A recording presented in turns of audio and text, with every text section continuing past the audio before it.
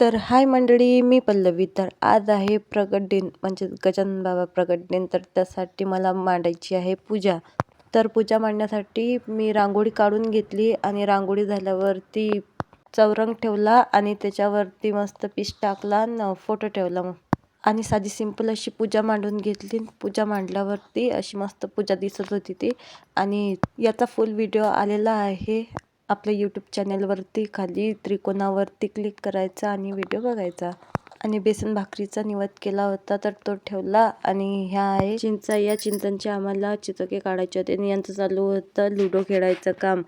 आणि शंभू काही खाली राहत नव्हता तर त्याला जायचं होतं वरती माडीवरती. तर मी याला घेऊन आली वरती माडीवर आणि गेलो पाण्याला. त्याच्यानंतर पाण्याला गेल्यावरती ही आमची बकेटच पाण्यामध्ये पडली.